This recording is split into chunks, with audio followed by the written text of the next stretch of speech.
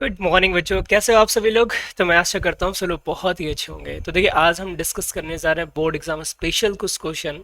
और ये जितने भी क्वेश्चन मैं यहाँ लेकर आया हूँ वो कभी न कभी बोर्ड एग्जाम में आए हुए हैं, या कह सकते हो कि बोर्ड एग्जाम से ही सीधे सीधे उठा के लाया गया है। मैं गारंटी देता हूँ इससे बाहर से क्वेश्चन नहीं आने वाले हैं। देखो, कहते हैं मैथ्स का जो पेपर होता है ना वो कहीं ना कहीं आउट होता है। रियली बता रहा हूँ। चेंज क्या होता है, बस बस उसके जो डिजिट्स होते हैं वो चेंज हो जाते हैं। और बाकी सब तो सेम रहता है, और कुछ भी उसमें वेरिएशन नहीं होता, सब कुछ सेम होता है। बस चेंजेस क्या होते हैं, उसके नंबर, जो क्वेश्चंस के नंबर होते हैं वो नहीं चेंज करते हैं। किसी क्वेश्चन में 4 रहा तो किसी क्वेश्चन में 5 हो जाएगा। बस ये थोड़े से चेंजेस होते हैं।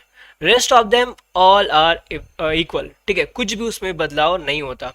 तो बस आज की जो क्लास है स्पेशली इसी पे बेसिस पे है कि आपके मैथ के जो क्वेश्चंस हैं वो आपके बिल्कुल सॉल्व हो जाए, बिल्कुल आपको कोई प्रॉब्लम ना हो मैथ के क्वेश्चन को सॉल्व करने में। ठीक है, तो चलिए वीडियो स्टार्ट करते हैं। वीडियो में भी थोड़ी सी लंबी हो सकती है लेकिन लास्ट तक बने रहेगा, इतनी गारंटी देता हूँ कि लास्ट तक वीडियो आप देखने के बाद आपको बहुत ही ज़्यादा बेनिफिट होगा, और कई क्वेश्चन आप ऐसे हैं जिनको आप बड़े इजीली से सॉल्व कर सकते हो। ठीक है बच्चों, तो चलिए वीडियो को स्टार्ट करते हैं। तो बात करेंगे आज के फर्स्ट क्वेश्चन पे। तो फर्स्ट क्वेश्चन क्या है ये देखिए, कह रहा है फॉर क्वेश्चन नंबर ए यहाँ पे गिवन है। कह रहा है the distance of the point -3, 4 from the x axis is. देखो, एक्स एक्सिस से जो डिस्टेंस की बात करता है, इस क्वेश्चन को थोड़ा सा समझना बहुत ही ज़्यादा, ये क्वेश्चन डिमांड में है। और डिमांड में क्यों है मैं आपको बता रहा हूँ इस क्वेश्चन के बारे में। तो थोड़ा सा उसके लिए मुझे एक ग्राफ चाहिए, तो मैं एक ग्राफ प्लॉट कर लेता हूँ। Just wait.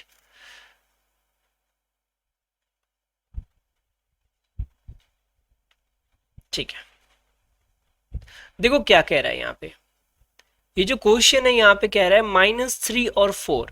-3 और 4 मतलब ये जो पहला पॉइंट होता है वो हमारा होता है एक्स एक्सिस का, दूसरा होता है हमारा वाई एक्सिस का।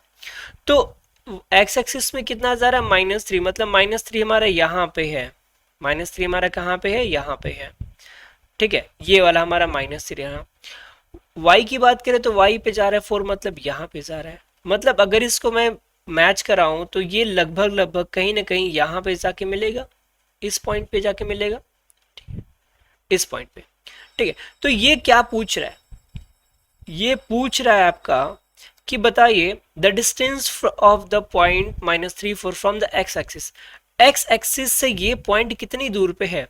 तो एक्स एक्सिस से ये जो डिस्टेंस है वो कितना है, देखिए एक्स एक्सिस ये रहा आपका, ये नीचे वाला एक्स एक्सिस है। एक्स एक्सिस यहाँ भी तो होगा एक्स एक्सिस। तो एक्स एक्सिस से ये दूरी कितनी पे है, तो ये इतने दूर पे है। कितने दूर पे, इतने दूर पे, मतलब कितने, 4 पे।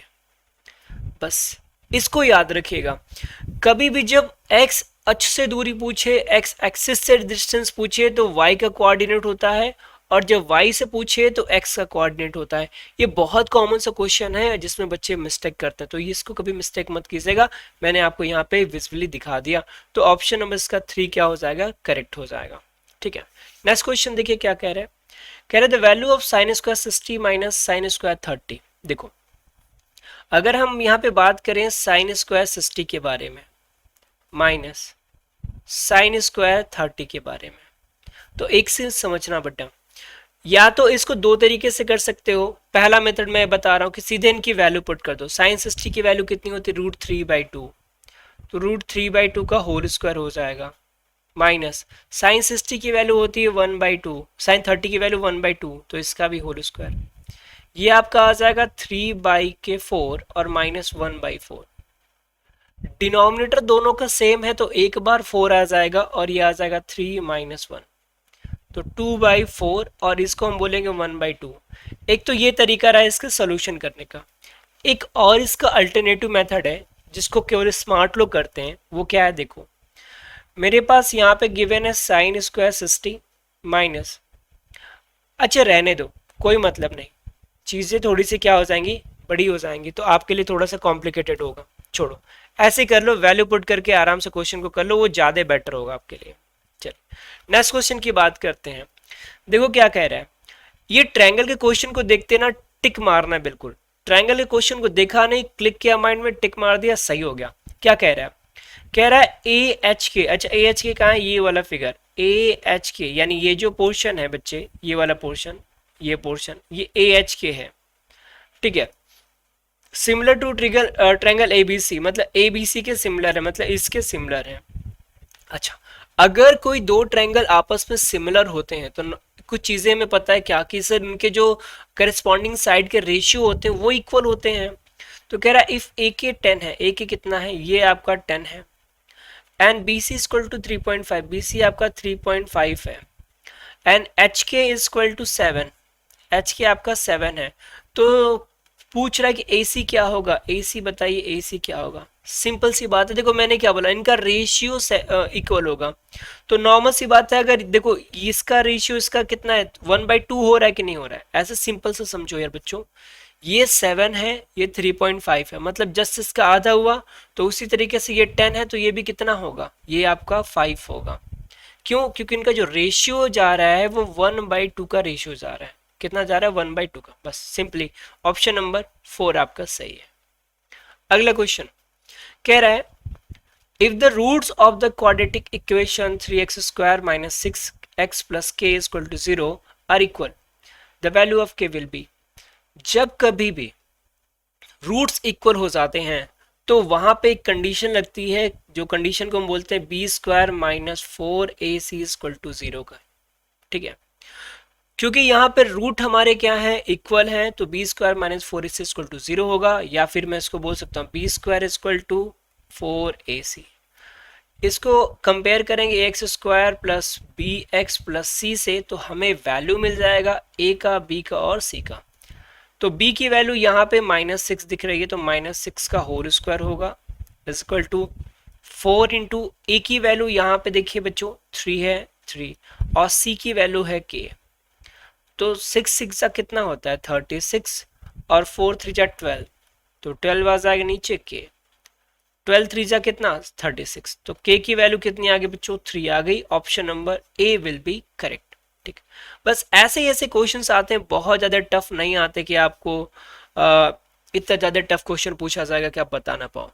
बस अगले क्वेश्चन देखते हैं। क्वेश्चन 2 क्या कह रहा है, कह रहा है कि find the HCF of 1656 and 4025 by using equal division lemma.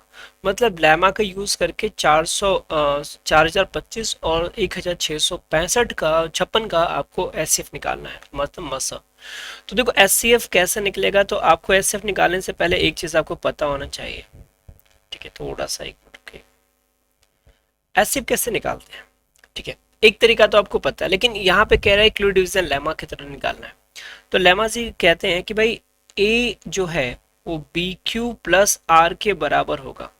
और ये कहने के बाद एक बड़ा अच्छा सा उनका स्टेटमेंट भी ये भी आता है कि इसके साथ वो चीज एक और चीज इंक्लूड करते हैं, जहाँ पे क्या होता है, जो आर होता है वो 0 के या तो बराबर होगा या तो क्या होगा उससे बड़ा होगा, ठीक है।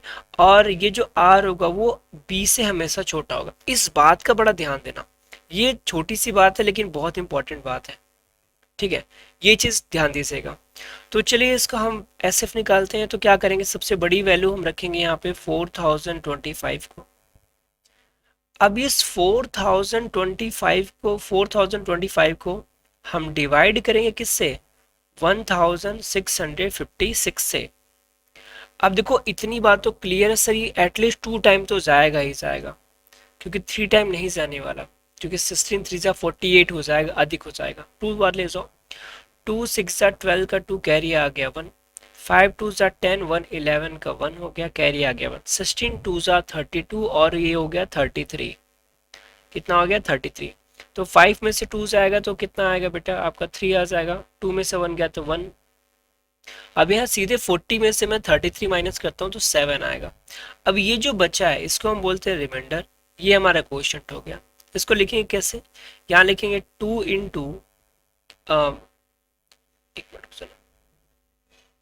मिनट बेटा, हम क्या लिखेंगे इसको, बी क्यू, मतलब ये हो जाएगा 2 इंटू, अभी कितना 1656 प्लस आर कितना बचा हमारा 713 बच गया ना, ठीक है। अब ये जो 16,000 आया ना, ये 1656, अब इसको डिवाइड करेंगे किससे, इस 713 से।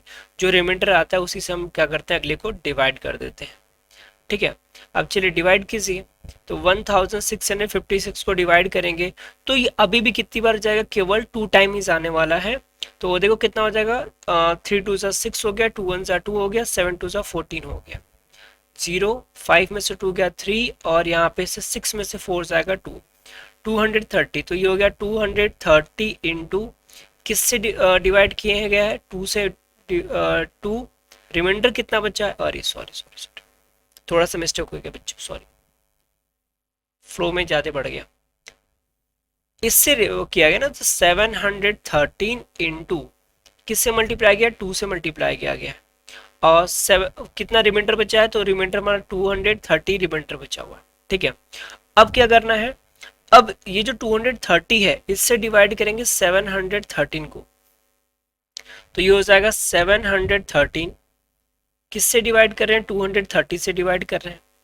अब देखते कितनी बार आएगा, तो हम इसे जनरली अगर 3 टाइम ले जाएं, कितनी बार, 3 टाइम, तो देखो कितना हो जाएगा, 3 0 0, 3 3 9 और 3 2 6, 690 माइनस करो तो यहाँ पे आपका 3 आ जाएगा और 71 में से 69 जाएगा तो बेटा ये आपका 2 आ जाएगा। तो कितनी बार गया, रिमाइंडर कितना बच गया, 23 हमारे रिमाइंडर बच गया। आगे देखिए इतना हमारे रिमाइंडर बचा, आगे बढ़ेंगे हम इसको। अब 23 से हम डिवाइड करेंगे किसको, इस 230 को, 230 को डिवाइड कीजिए, कितनी बार में जाएगा सर, 10 टाइम में पूरी तरह ये कैंसिल हो जाएगा, कैंसिल हो गया बस।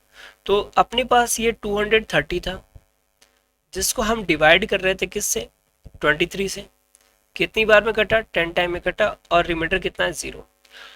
अच्छा, इसको तब तक डिवाइड करते हैं जब तक रिमाइंडर क्या हो जाता है हमारा, 0 नहीं आ जाता, 0 आ गया उतने पे छोड़ देंगे। तो अब रिमाइंडर 0 आ गया ना, तो यहाँ पे जो SCF दिखेंगे हम, SCF ऑफ 1600, ठीक है, 4025 एंड 1656 इज इक्वल टू कितना, ये 23 आ गया, कितना आ गया, 23। जिससे लास्ट में डिवाइड होता है, जिससे लास्ट में पूरा नंबर कटता है वही आपका SCF होता है। ठीक है बच्चों, चलो अगला क्वेश्चन देखो। अब यहाँ पे कह रहा है find the mode of the frequency distribution table. तो थोड़ा सा मैं टेबल को बड़ा कर लेता हूँ कि आपको थोड़ा सा और अच्छे से क्लियर दिख सके। अब देखो हम सारे के सारे सोल्यूशन ना यहीं पे करने वाले हैं, अलग से कुछ नहीं ले जाएंगे। क्या फाइंड करना है, मोड। क्या फाइंड करना है बेटा, मोड।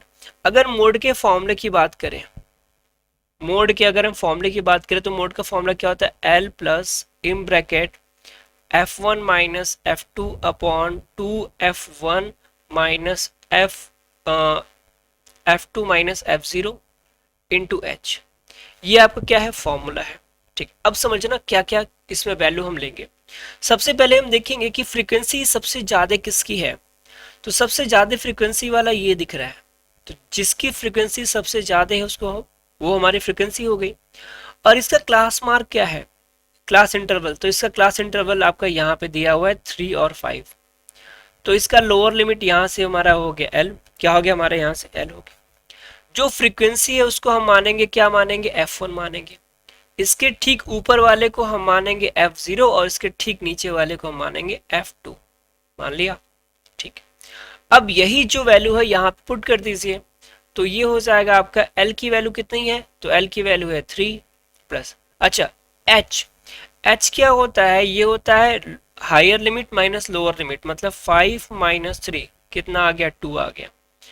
बस भाई लोग यहीं पे इसकी वैल्यू पुट कर दीजिए। अच्छा, ये F1 माइनस F0 होता है, सॉरी F1 माइनस F0 होता है। तो F1 कितना है हमारा, 8 माइनस 7 अपॉन 2 इंटू 8 हो गया, माइनस F2 कितना है, 2 है, और F0 कितना है आपका 7 है, इंटू H की वैल्यू कितनी होगी, 2 होगी। ठीक, अब सॉल्व करें इसे, तो ये हो जाएगा 3 प्लस, इसको सॉल्व करें तो 1, 8 टू 16 और 7 टू 9, 16 माइनस 9, क्योंकि माइनस माइनस था तो प्लस हो जाता है। ठीक है भाई, अभी हो गया 3 प्लस, इसको सॉल्व करो तो ये कितना हो जाएगा, 2/16 में से 9 जाएगा तो 7 आएगा, इसके नीचे 1 मान लीजिए।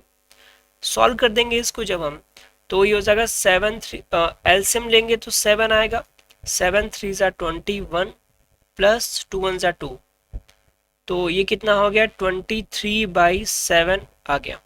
चाहे तो इसको यहीं पे आप छोड़ सकते हो, लेकिन अगर इसको सॉल्व करना है आपको तो इसको डिवाइड कर लो 7 से। चलिए 7 से 23 को डिवाइड करते हैं। 7 3 सा कितना हो गया, 21 हो गया, 2 बच गया, 0 आ गया, डेसिमल बढ़ा लेंगे, 7 और 2 सा 14 हो गया, 6 हो गया 61, 7 8 सा 56 हो गया, ये बढ़ता चला जाएगा। ठीक है, तो हम इसको सिंपली लिख लेंगे 3.28 और यही क्या हो जाएगा आपका आंसर। देखो मैं आपसे कह रहा हूं ना कि अगर आपको केवल और केवल फॉर्मूले याद है, क्या याद है, केवल और केवल फॉर्मूले, तो मोस्ट ऑफ द क्वेश्चंस ऐसे हैं जिनको आप इजीली सॉल्व कर सकते हो। तो फॉर्मूले बहुत जरूरी हैं, सारे फॉर्मूले याद कीजिए। चलिए भाई अगला क्वेश्चन देखिए, कह रहा है find the value of the following tan 30 cosec 60 plus tan 60 और sec 30। तो सबसे पहले मैं इनकी वैल्यू आपको बता दूं। अगर मैं बात करूं tan 30 की वैल्यू, तो tan 30 की वैल्यू कितनी होती है, 1/√3 होती है। कितनी होती है, 1/√3। उसके बाद कोसेक 30, कोसेक 30, तो देखो कोसेक किसका अपोजिट है, कोसेक है साइन का। साइन 30 की वैल्यू होती है 1/2 और तो उसका उल्टा हो जाए कितना, 2/1, मतलब इसका हम रखेंगे सीधे सीधे 2 रखेंगे। ठीक है, अभी tan 60 की बात करें तो tan 60 की जो वैल्यू होती है वो होती है √3। कितना होता है, √3।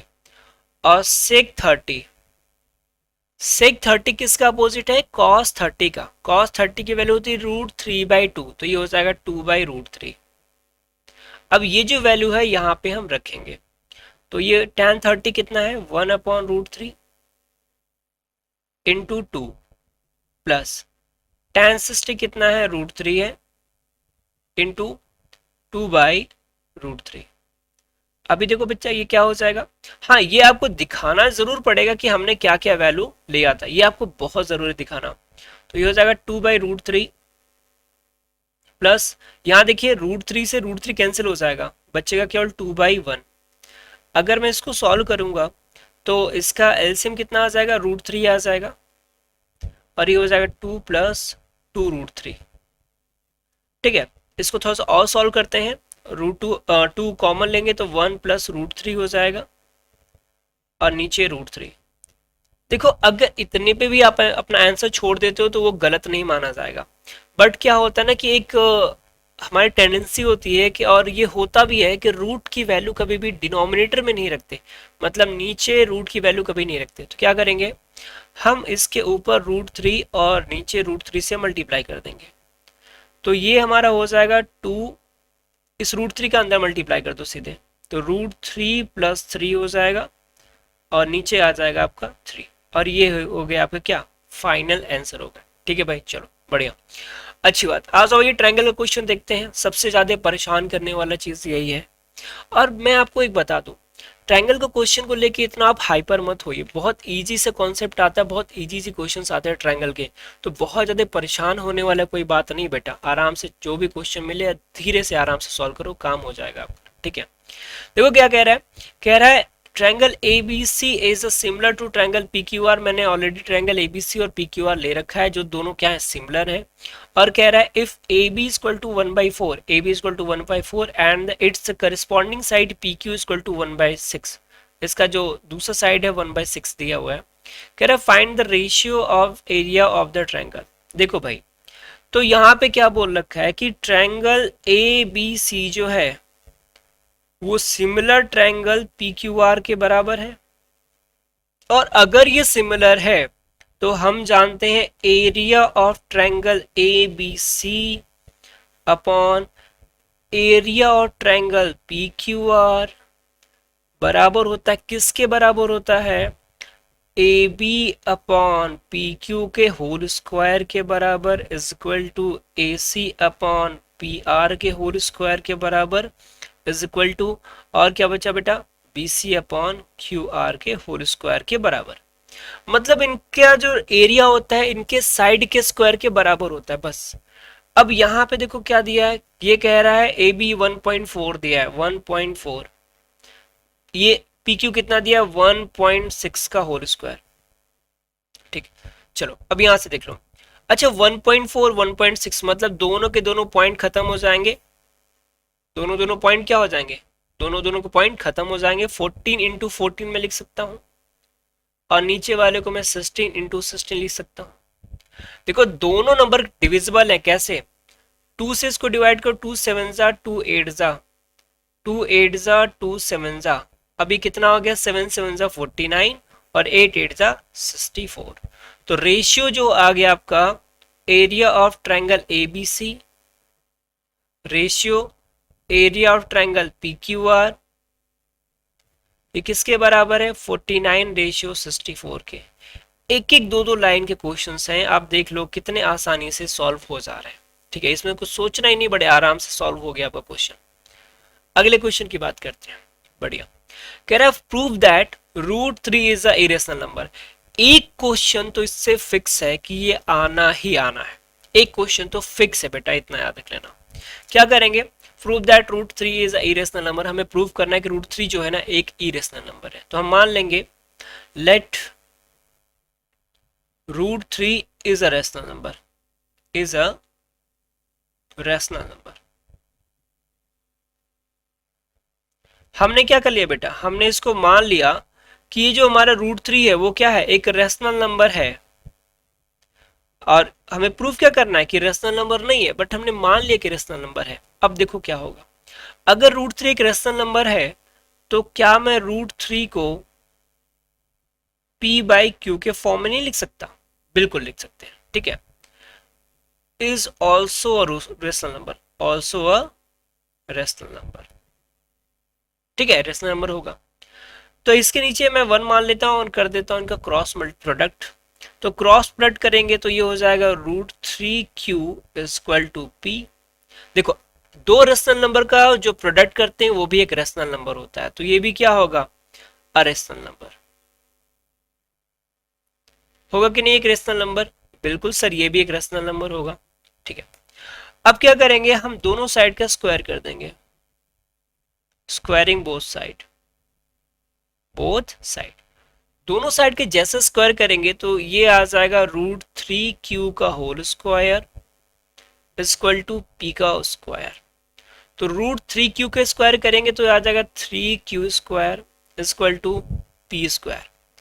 Is also a rational number, is also a rational number, एक रेशनल नंबर होगा। लेकिन मेरे बच्चों यहां से हम आप एक चीज मुझे बताओ, कोई ऐसा रेशनल नंबर बताओ जिसका स्क्वायर करे और वो आ जाए 3। तो ऐसा कोई नंबर है ही नहीं जिसका स्क्वायर करने पे आया 3। 3 का स्क्वायर करते तो आता 9। तो यहां लिखेंगे here we know that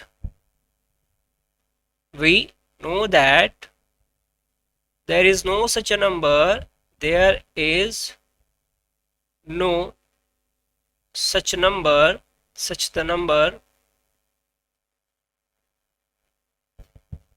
whose square is 3। ठीक है, ऐसा कोई नंबर ही नहीं जिसका स्क्वायर क्या है? 3 है। So our assumption is, so √3 is not a rational number। √3 क्या है? एक रेशनल नंबर नहीं है। और अगर ये रेशनल नंबर नहीं है तो क्या है? Hence √3 is a irrational number, irrational number. क्योंकि दो ही चीज हो सकते हैं, या तो रेशनल होगा या तो इरेशनल होगा। ठीक है बच्चों, चलो अगला क्वेश्चन देखो, बहुत ही प्यारा क्वेश्चन है। क्या कह रहा है क्वेश्चन? ये जरा ध्यान से देखना भाई। यहाँ पे गिवन है कि a line intersect the y-axis and x-axis at the point P and Q respectively if 2 and -5 is the midpoint of PQ। तो देखो 2 और -5 की बात करें तो x एक्सिस पे 2 जाता है, y एक्सिस पे 5 जाता है, मतलब 2 और 5 मतलब कहीं यहाँ पे इंटरसेक्ट कर रहा है। ये मान लो ये मिड पॉइंट है। क्या है? ये मिड पॉइंट है, ऐसे समझ लेना। मान लो ये मेरी कोई लाइन है, ऐसे समझ लेना, ये मेरी कोई लाइन है। अभी मुझे एग्जैक्ट नहीं पता किसकी वैल्यू क्या है, मैं बोल देता हूँ ये कह रहा है X axis at P and Q, P and Q, Y axis पे पी काट रहा है और एक्स एक्सिस पे क्यू काट रहा है ना। कह रहा है देखो X axis and Y axis at the point P and Q, ये इसका कोई मिड पॉइंट है। मान लो मिड पॉइंट ये दिया हुआ है। अच्छा, अगर ये ये वहां यहाँ पे y एक्सिस पे काटता है, तो यहाँ पे जो x एक्सिस का कोऑर्डिनेट होगा वो होगा 0 और y एक्सिस का कोऑर्डिनेट होगा y। मैं कुछ भी मान लेता हूँ, मैं y मान लेता हूँ।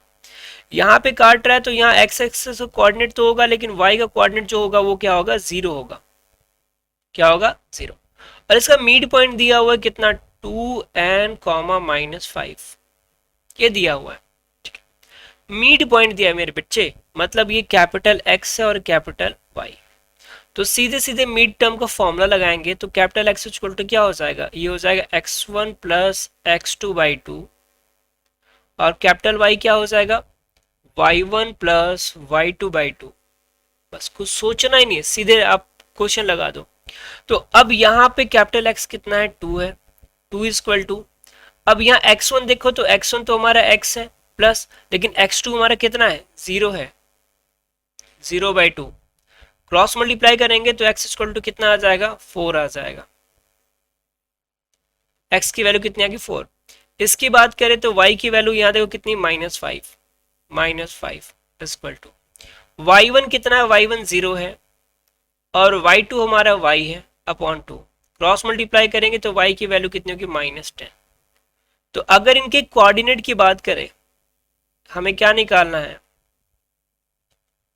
कोऑर्डिनेट, कोऑर्डिनेट निकालना ना, कोऑर्डिनेट्स ऑफ p। अगर p का कोऑर्डिनेट देखें तो p का कोऑर्डिनेट 0, -10 हो जाएगा और q का जो कोऑर्डिनेट होगा, कोऑर्डिनेट क्या हो जाएगा, ये हो जाएगा आपका x की वैल्यू कितनी आ गई थी, 4, 0। इतनी बात समझ में आ गई। चलो भाई अगले क्वेश्चन की ओर बढ़ते हैं। अगला क्वेश्चन कह रहा है, in a triangle ABC prove that sec b plus c/2 is equal to cosec a/2। बड़ा अच्छा सा क्वेश्चन है कि कोई ट्रायंगल है, मान लो ये कोई ट्रायंगल है अपने पास, अच्छा सा ट्रायंगल ले लेते हैं। चलो ये कोई ट्रायंगल है, अब इसमें आपको दे रखा है इतनी सारी चीजें, हमें ये दिखाना है कि अगर मान लो ये मैं इसको 90 डिग्री नहीं मानता हूँ, कुछ और मान लूंगा। मैंने इसको माना A माना, इसे B माना, ये C माना।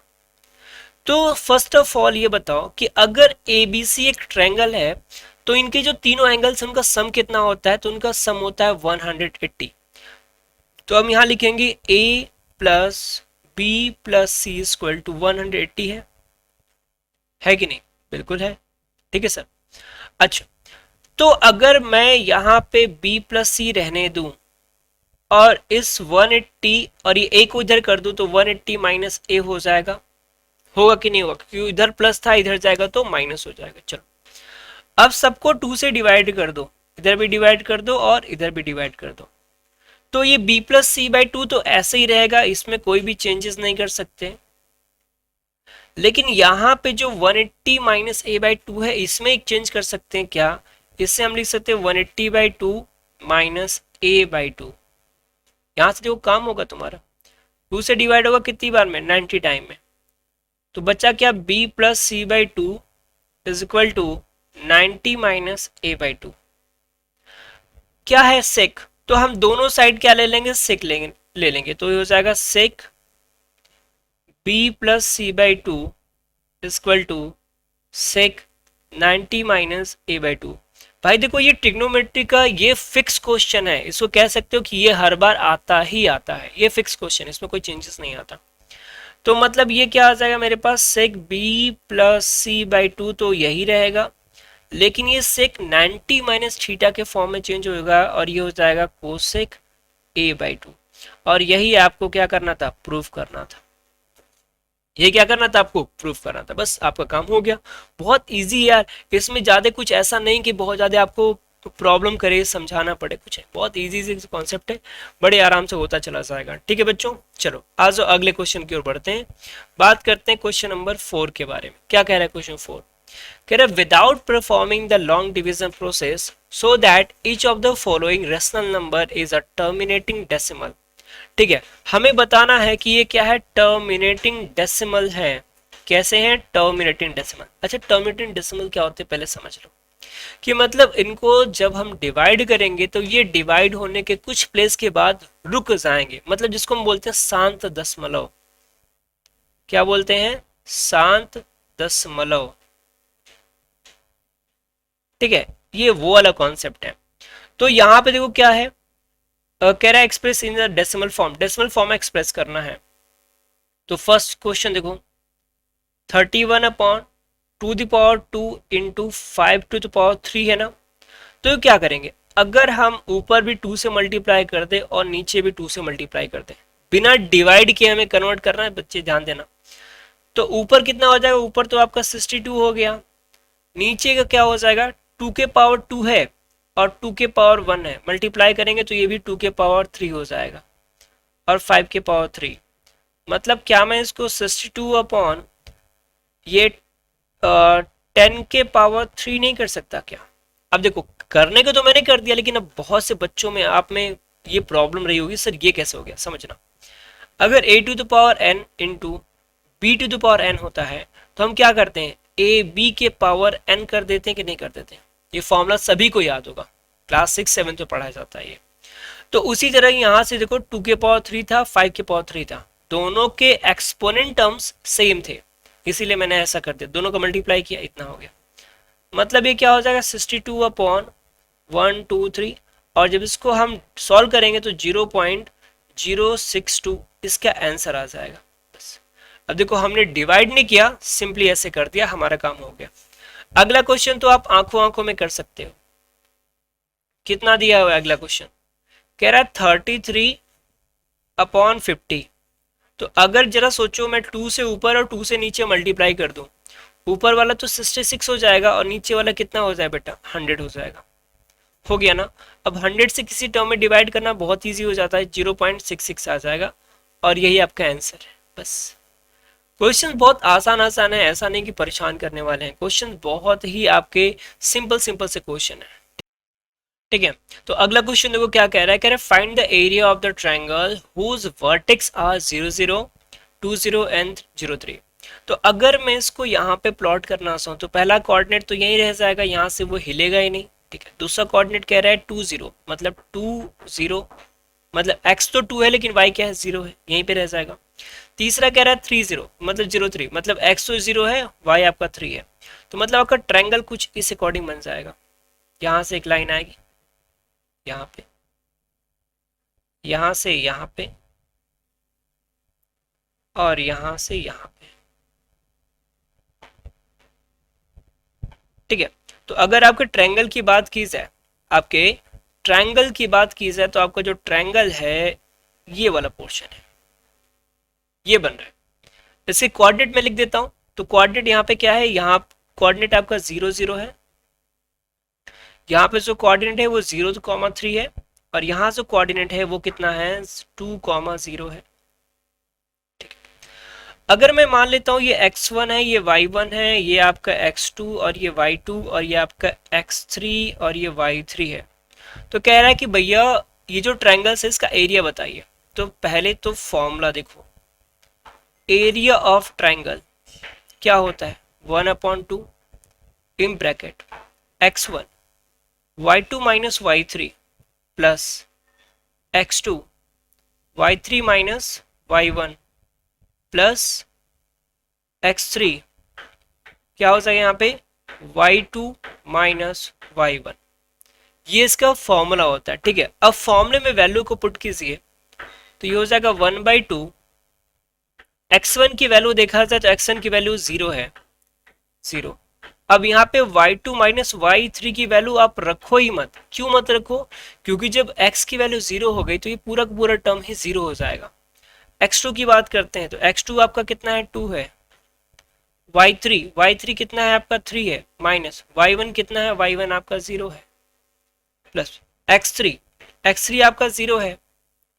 तो ये फिर से टर्म क्या हो जाएगा, 0 ही हो जाएगा, तो इसके पीछे आपको परेशान होने की जरूरत नहीं है।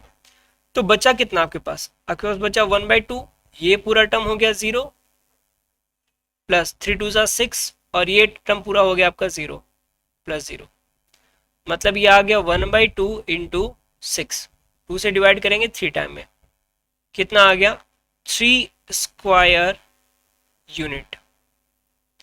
ये आपका एरिया आ गया, क्या आ गया आपका एरिया। ठीक है बच्चे, अगले क्वेश्चन पे पढ़ते हैं। अगला क्वेश्चन कह रहे हैं find the value of p for which the pair of equations 4x plus py plus 8 is equal to 0 and 2x plus 2y plus 2 is equal to 0 has a unique solution। एक word ध्यान देना, इसमें क्या कह रहा है, unique solution.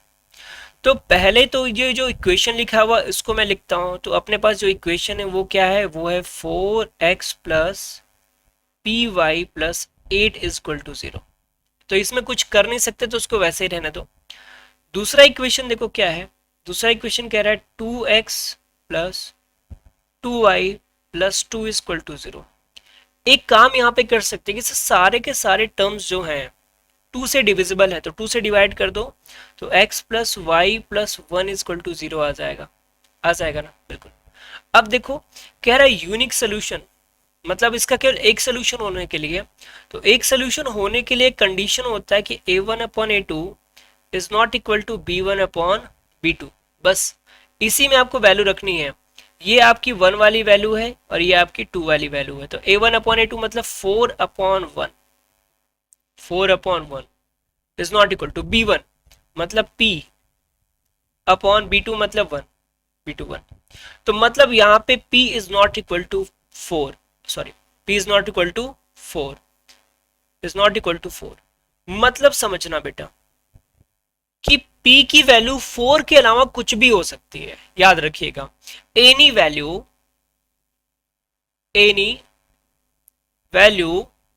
ठीक है,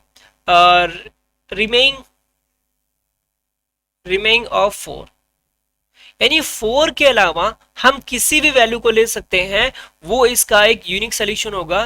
लेकिन 4 को हम ले नहीं सकते, क्योंकि अगर 4 को ले लेंगे तो क्या हो जाएगा, इसके इन्फिनिटी मेनी सॉल्यूशंस हो जाएंगे। ठीक है भाई, चलो अगले क्वेश्चन की बात करते हैं। बिल्कुल आ जाइए, सबसे ज्यादा इंपॉर्टेंट क्वेश्चन, इससे क्वेश्चन हर साल आने फिक्स है। क्या कह रहे हैं, find the median from the following frequency distribution table.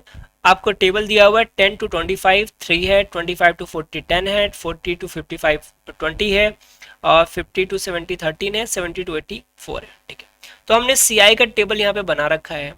तो हमें यहाँ पे एक फ्रीक्वेंसी का टेबल चाहिए, तो फ्रीक्वेंसी को हम F से लिख लेते हैं। क्या है आपके पास, 3 है, फिर क्या है आपका 10 है, फिर 20 है, फिर 13 है, और फिर क्या है 4 है। ठीक है, उसके बाद एक CF का बनता है जिसको हम कम्यूटेटिव फ्रीक्वेंसी बोलते हैं। कैसे लिखेंगे, तो पहले तो 3 प्लस 0 क्या हो जाएगा, 3 हो जाएगा। उसके बाद 3 प्लस 10 कितना हो गया, 13 हो गया। उसके बाद 13 प्लस 20, ये इसी को जोड़ते जाते हैं, आप सभी को इस बारे में पहले से ही पता है, 33 हो जाएगा। और 33 प्लस 13 कितना हो गया, ये आपका हो गया कितना, 314 और 314 46। ठीक है, और 46 प्लस 4 कितना हो गया, 50 हो गया। कितना हो गया, 50।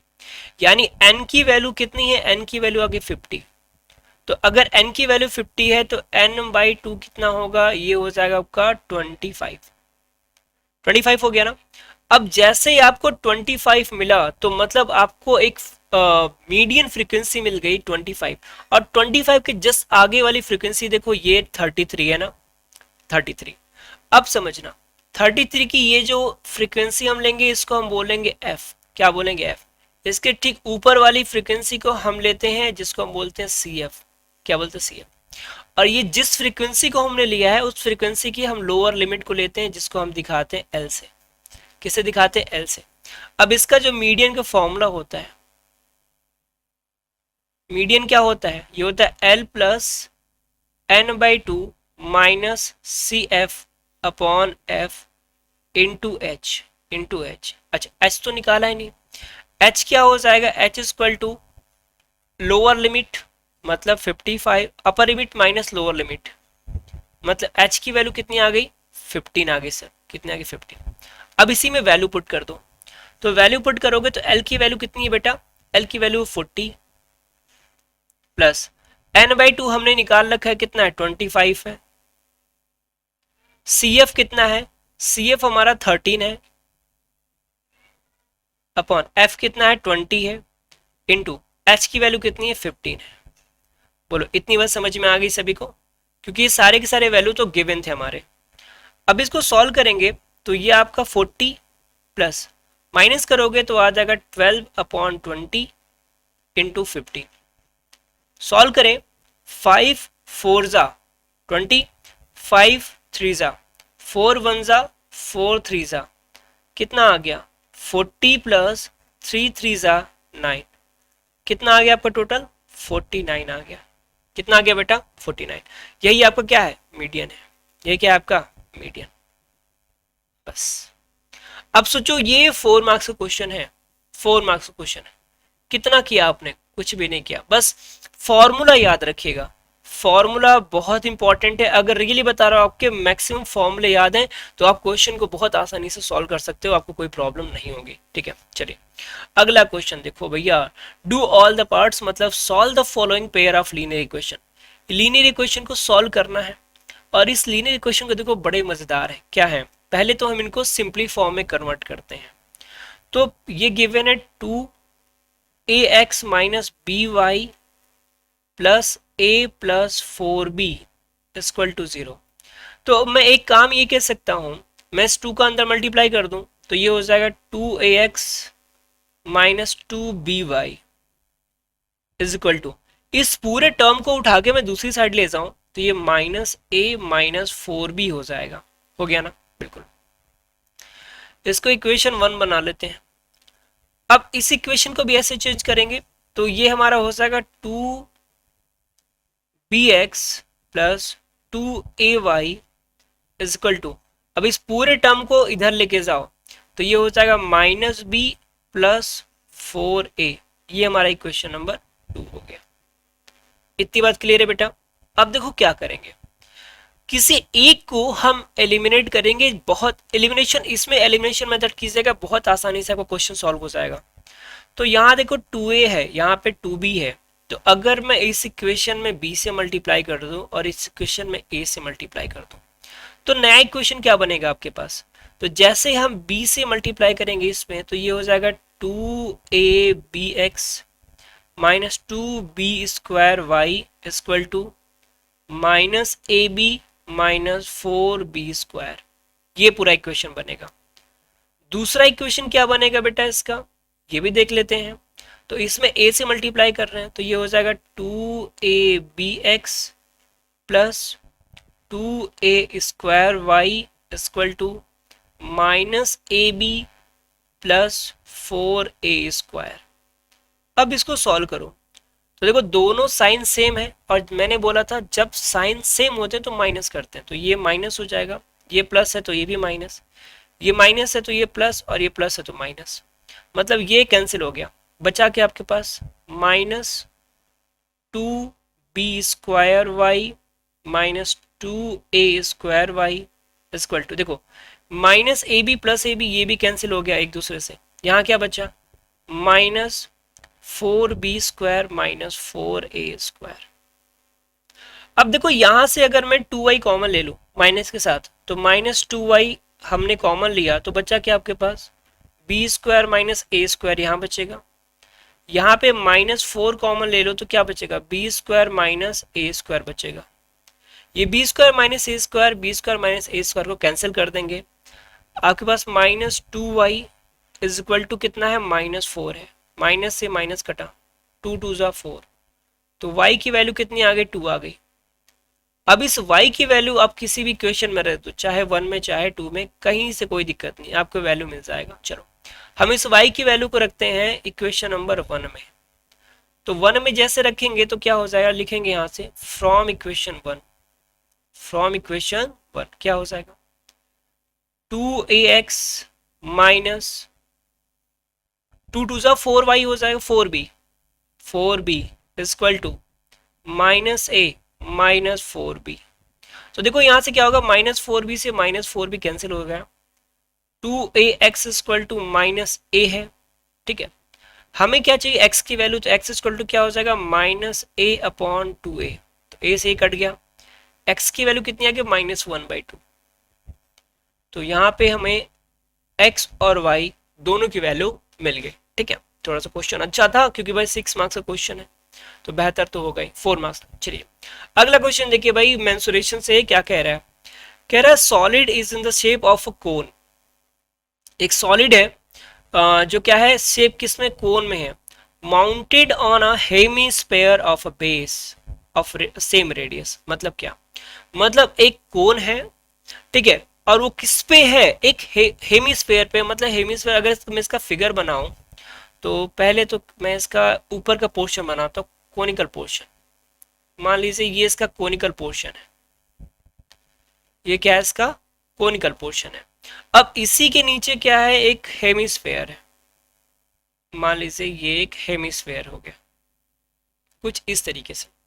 अब इनमें क्या वेरिएशन है कि सर इनका जो रेडियस है, क्योंकि ये इसका देखिए डायमीटर होगा और इसका यहां से यहां तक का जो पोर्शन है वो आपका रेडियस है, दोनों का रेडियस सेम है, ठीक है। कह रहा है if the curve surface area of the hemispherical part and the conical part are equal, यानी इसका सी एस ए और इसका सी एस ए दोनों सेम है, ठीक है। तो आपको बताना है then the find the ratio of the radius and the height of the conical part. अच्छा, इसका हाइट और इसका रेडियस में रेशियो आपको निकालना है। तो इसके हाइट की बात करें तो ये जो पोर्शन होगा इसका हाइट होगा, यहां से अगर मैं इस पोर्शन को लेकर, ये पोर्शन क्या होगा, ये जो पोर्शन होगा इसके हाइट के नाम से जाना जाएगा और इसका रेडियस होगा। चलो मैं लिख लेता हूं, ये है हमारा h। देखिए फिगर बनाना बहुत जरूरी है, फिगर कभी मिस्टेक मत करना। मैं मान लेता हूं let height of cone equal to h और radius of cone equal to radius of hemisphere equal to r। दोनों का रेडियस सेम है तो हमने इसको एक एक ही बार r मान लिया। तो यहां पे कह रहा है कि क्या C S A curve surface area of cone equal to C S A of hemisphere, दोनों बराबर है, ठीक है, दोनों क्या है, बराबर है। तो सी एस ए ऑफ कोन क्या होता है, ये होता है pi R L equal to, और C S A of hemisphere क्या होता है, हेमिस्फेयर का सी एस ए कैसे निकालते हैं, तो समझना बेटा, सी एस ए या फिर बोले सरफेस एरिया दोनों का सेम होता है, ठीक है। ये होता है 4 पाई आर स्क्वायर एक हेमिस्फेयर का, लेकिन जब इसका हाफ कर देंगे तो ये हो जाएगा 2 पाई आर स्क्वायर। तो 2 पाई आर स्क्वायर, तो पाई से पाई कट गया। अब यहां से देखो एक आर से एक आर कट जाएगा, तो एल की वैल्यू किसके बराबर है, एल की वैल्यू 2 आर के बराबर है। एल की वैल्यू किसके बराबर है, 2 आर के बराबर। और एल है क्या, एल है स्लेंट हाइट, ये होते ही है, एल क्या होती है, स्लेंट हाइट होती है। और स्लेंट हाइट होती है क्या, स्लेंट हाइट को हम बोल सकते हैं in root of h square plus are square equal to 2r। दोनों साइड का स्क्वायर कर दो तो ये हो जाएगा H square plus are square, और यहाँ पे हो जाएगा 4r स्क्वायर, ठीक है बेटा। तो इस एच स्क्वायर आर स्क्वायर को इधर लेके जाओ, तो H square equal to 4r square minus R square. तो यहाँ पे बचा क्या आपके पास बचा H square equal to 3r square. तो यहाँ से एच स्क्वायर रखो, यहाँ से आर स्क्वायर को लेकर आओ, तो ये हो जाएगा 3/1। तो h अपॉन आर क्या हो जाएगा, इन रूट ऑफ 3/1। मतलब h और r का रेशियो कितना हो गया, √3/1 हो गया। कितना हो गया, √3/1 हो गया, ठीक है। इतनी बात समझ में आ गई, बहुत बढ़िया यार, ठीक। तो यही आपसे पूछ रहा था कि भैया बताइए रेडियस एंड द हाइट। अच्छा, रेडियस एंड हाइट पूछ रहा है ना, तो ये r ratio h equal to 1 ratio √3 होगा। इस चीज का थोड़ा सा ध्यान देना बच्चों, पहले रेडियस है उसके बाद हाइट है, तो पहले रेडियस आएगा उसके बाद हाइट आएगा, इस चीज का ध्यान दीजिएगा, वरना क्वेश्चन सही होने के बाद भी गलत हो जाएगा। अगला क्वेश्चन क्या कह रहा है, ध्यान से देखो। कह रहा है from the top of a building 60 metre high the angle of depression of the top and bottom of a tower are observe to be 30 degree and 60 degree, find the height of the tower. Question बहुत अच्छा है, ध्यान से समझिएगा। मतलब कह रहा है कि एक आपका यहाँ पे बिल्डिंग है, यहाँ पे क्या बेटा, एक आपका बिल्डिंग है, ठीक है। अब बिल्डिंग होने के बाद एक चीज कुछ और इसमें मेंशन किया हुआ है, बिल्डिंग होगा तो कहीं ना कहीं सरफेस पे होगा बिल्डिंग, मान लीजिए एक सरफेस पे बिल्डिंग है आपकी, ठीक। यहीं पे एक टावर है, यहीं पे क्या है, टावर है। अब देखो एक कॉन्सेप्ट आपके माइंड में आया होगा, सर टावर को छोटा क्यों बनाया, टावर जनरली बड़ा होता है, लेकिन यहाँ पे देखो बच्चे क्या कह रहा है, कह रहा है एंगल ऑफ डिप्रेशन। भाई कहां से, कह रहा है बिल्डिंग से। तो बिल्डिंग से जब एंगल ऑफ डिप्रेशन बन रहा है तो मतलब बिल्डिंग बड़ी होगी और जो टावर है वो क्या होगा हमारा, छोटा होगा, ठीक है, इस बात का ध्यान देना बेटा। तो यहां से एंगल ऑफ डिप्रेशन बन रहा है, मतलब एक एंगल यहां से बन रहा है, ये वाला, ठीक है, एक एंगल ये है, और दूसरा एंगल आपका यहां पे बन रहा है।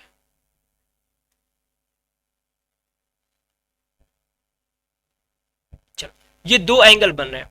एंगल ऑफ डिप्रेशन है तो कभी भी इस तरीके से नहीं होगा, एंगल आपका यहां से बनता है। पहला जो एंगल है वो बन रहा है आपका 30 डिग्री, और जो दूसरा एंगल है वो बन रहा है आपका 60 डिग्री। तो इसको मैं यहां से एक पैरेलल लाइन ड्रॉ कर लेता हूं। अब यहां पे फिक्स हो गया कि ये जो पूरा बिल्डिंग है उसकी हाइट कितनी है, 60 मीटर। मैं मान लेता हूँ ये जो हाइट है वो h मीटर है, कितना है, h मीटर। अच्छा जरा समझना, ये पूरी जो बिल्डिंग है वो 60 मीटर की है, और ये इतना मैं ले रहा हूं, अगर अच्छा, ऐसे रुको रुको रुको रुको, थोड़ा सा रुक जाना बेटा, इसको h में नहीं मानेंगे, हम इसको h मान लेते हैं, h मीटर इसको मान लेते हैं। तो फिर ये जो नीचे बचा है वो कितना हो जाएगा, ये हो जाएगा 60 माइनस h मीटर। इतनी बात क्लियर है ना, क्योंकि पूरा 60 है, ये हमारा h हो गया, तो 60 माइनस h हो जाएगा। इतनी बात क्लियर है कि नहीं ये बता दो पहले, ठीक है बच्चों, इतनी बात क्लियर हो गई है। चलिए अब देखो क्या करेंगे हम, देखो पेपर काफी क्वेश्चंस बहुत ज्यादा हैं, इससे थोड़ा सा तेजी से करा रहा हूँ, जहां आपको नहीं समझ में आया बताना। ये 30 है तो ये भी आपको कितना हो जाएगा बेटा, 30 हो जाएगा, ये 60 है तो ये भी आपका 60 हो जाएगा। अब चलो पहले बात करते हैं बड़े ब्रैकेट की, मैं इसका नेम दे देता हूँ, ए बी सी, इसको डी दिया, इसको क्या दे दिया, ई दे दिया। तो बात करेंगे इन ट्रायंगल ए बी सी में क्या हो जाएगा, सीधे लगाएंगे tan 60 डिग्री, तो ये हो जाएगा A B upon C B. tan 60 की वैल्यू होती है √3, ए बी की वैल्यू कितनी है, ए बी की वैल्यू है आपकी 60, और इसकी x, मैं x मान लेता हूँ, इसको क्या मान लेता हूँ, x मान लेता हूँ। और ये अगर x है तो ये भी कितना होगा बेटा, x होगा, ठीक। तो x की वैल्यू यहाँ पे कितनी आ गई, ये आ गई 60 अपॉन √3, इसको कह लेते हैं ये हमारा इक्वेशन नंबर 1 है, ठीक। अब देखो सेम चीज करेंगे दूसरे ट्रायंगल के साथ, तो tan 30 degree in triangle A D E में, तो यहाँ पे क्या हो जाएगा, यहाँ पे हमारा h अपॉन एक्स आ जाएगा। tan 30 की वैल्यू कितनी होती है, तो ये होती है 1 अपॉन √3 होती है, equal to h upon X, ठीक है। क्रॉस प्रोडक्ट करो तो x इक्वल टू क्या हो जाएगा, h√3 हो जाएगा, कितना हो जाएगा, h√3 हो गया ना। ये इक्वेशन नंबर 2। अब इक्वेशन नंबर 1 और 2 को जरा सा आप देखो, 1 भी x के बराबर है, 2 भी x के बराबर है, तो जब दोनों x के बराबर हैं तो ये भी बराबर हो सकते हैं। हम इनको लिखेंगे h√3 इक्वल टू 60 अपॉन √3, इसके नीचे 1 मान लो, क्रॉस मल्टीप्लाई करो तो ये हो जाएगा 3h, क्योंकि √3 और √3 का मल्टीप्लाई 3 हो जाएगा, और ये आ जाएगा 60। 3 से डिवाइड करेंगे 20 टाइम में, h इक्वल टू कितना आ गया, 20।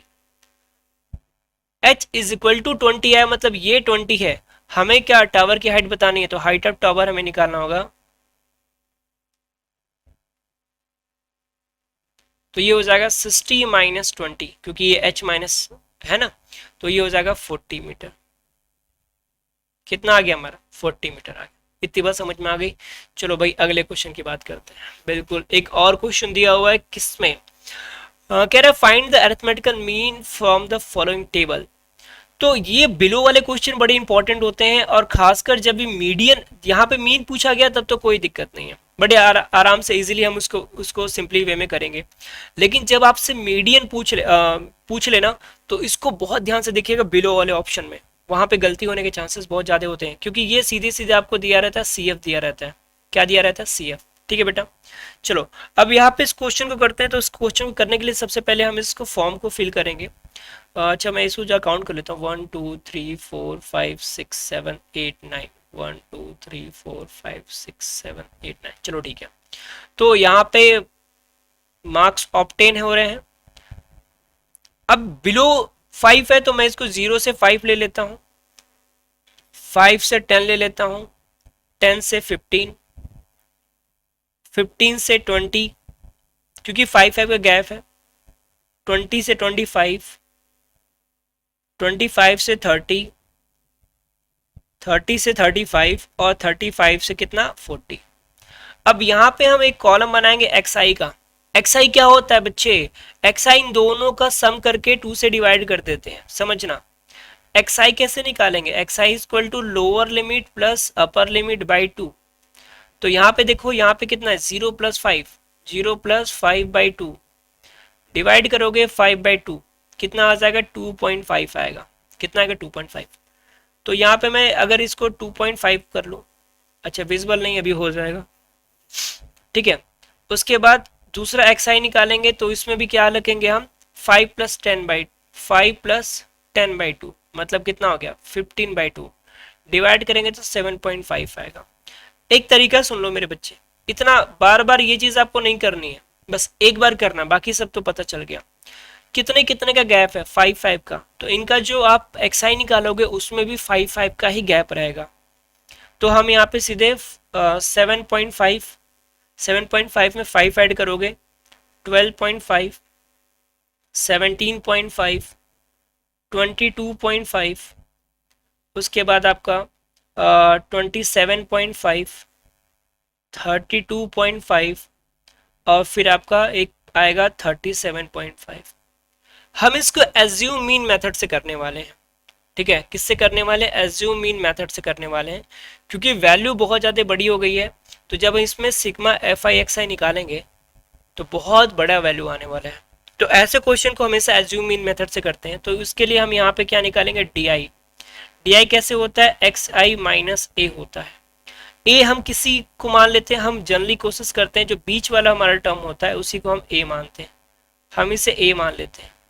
तो यहाँ देखो क्या करेंगे, जब 2.5 से 22.5 माइनस करेंगे तो आ जाएगा माइनस कितना भाई, ये आ जाएगा 20। देखो सीधे दिख रहा है यार, 20.5 22.5 से 2.5 माइनस करेंगे 20 दिख रहा है, ठीक है बेटा। अब फिर इसमें बस 5 माइनस करते जाओ, अगला आ जाएगा -15, माइनस आपका कितना आ गया अब इसमें 7, और फिर माइनस कितना -5 आ जाएगा इसमें। अरे रुको रुको, 5 माइनस करना था, रुक जाए बेटा, 5 माइनस करना था ना, रुक जाए मैं इसको फिर से बना देता हूँ।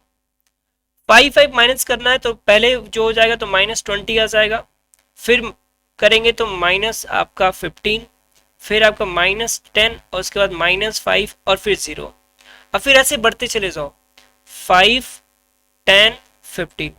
आपको कुछ करना ही नहीं है, बस एक बार माइनस कर लिया कितना आ गया, उसके बाद -5 घटाते जाओ, जहां पे 0 आ जाए उसके बाद फिर आप +5 बढ़ते चले जाओ, बस बेटा ये करना है। उसके बाद फ्रीक्वेंसी को अब दिया हुआ है जिसको हम बोलेंगे एफ आई। कितना दिया हुआ है, ये 3 दिया हुआ है, 10 दिया हुआ है, 25 दिया हुआ है, 49 दिया हुआ है, 65 दिया हुआ है, 73 दिया है, 78 और फिर आपका 80 दिया हुआ है। ये सारी फ्रीक्वेंसी आपको यहाँ पे गिवन है।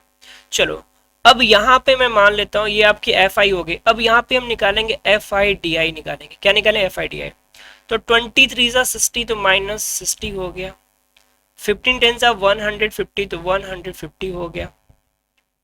इसको डिवाइड मल्टीप्लाई करेंगे तो 250 आएगा, और ये -5 4 45, सॉरी कह रहा हूँ 95, 5 4 9 5 45 का 5 कैरी आया 4, और 5 4 20 और हो गया 24। 0 से मल्टीप्लाई करेंगे तो ये 0 ही आने वाला है। 73 का मल्टीप्लाई करते तो 5 3 15 हो गया, और 5 7 35, 35 और ये हो गया 36। कितना हो गया 36, 365। ये हो गया 780, और 15 8 होता है 120, और एक 0 एक्स्ट्रा, ये पूरा आ गया। अब देखो बेटा यहाँ पे क्या निकालेंगे, हम पहले निकालेंगे सिग्मा एफ आई। क्या निकालेंगे, सिग्मा एफ आई। तो सिग्मा एफ आई मैं ऑलरेडी निकाल के रखा हूँ, ये पूरा मतलब ये पूरा जो टर्म इसको ऐड करेंगे तो ये अप्रोक्स 383 आएगा। और फिर हम निकालेंगे sigma f i d I. Sigma f i d आई कैसे निकालेंगे तो याद रखना, पहले ये माइनस वाले टर्म को सब जोड़ देना, ये जितने आपके माइनस के टर्म है, तो माइनस के सारे टर्म को जब ऐड करोगे तो ये अप्रोक्स आपके 675 आएगा। कितना आएगा? 675 माइनस में, और इसको जब ऐड करोगे तो ये आपका आ जाएगा 2345। ये प्लस में है, ये माइनस में, जब इसको सॉल्व करोगे बेटा तो ये फाइनल आंसर आपका आएगा 1670। कितना आएगा? 1670 ऐसा आएगा। तो यहां से हमें क्या निकालना है? हमें निकालना है मीन। तो एक्स बार इक्वल टू क्या हो जाएगा? ये हो जाएगा A plus sigma f i d i upon sigma f आई।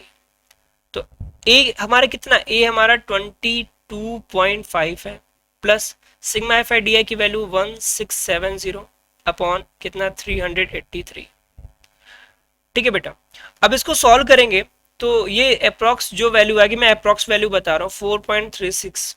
ठीक है, अपने पास 22.5 ऑलरेडी है, इसको हमने डिवाइड किया तो 4.36 आया।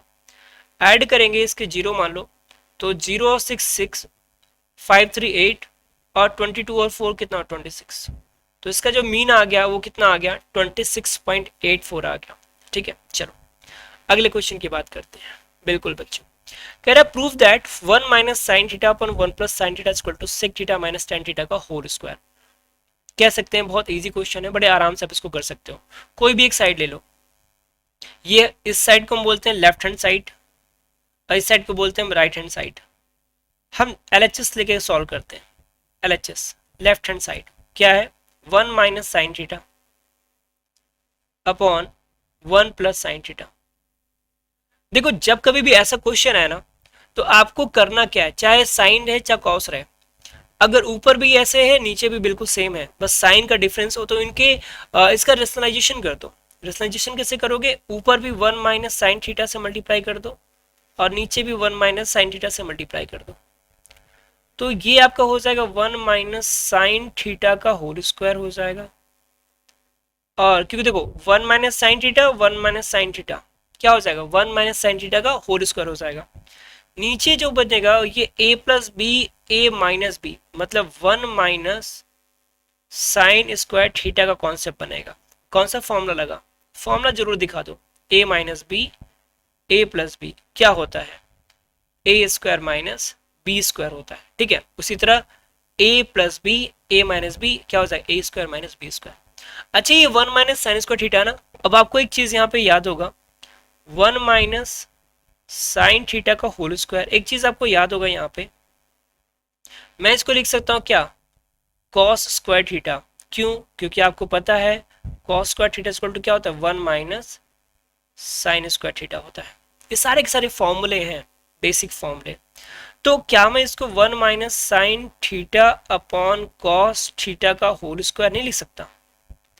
अब देखो ये कैसे हुआ, ये भी फॉर्मूला ही है कि ए स्क्वायर अपॉन बी स्क्वायर हो, तो जनरली से हम इसे a अपॉन बी के पावर 2 लिख सकते हैं।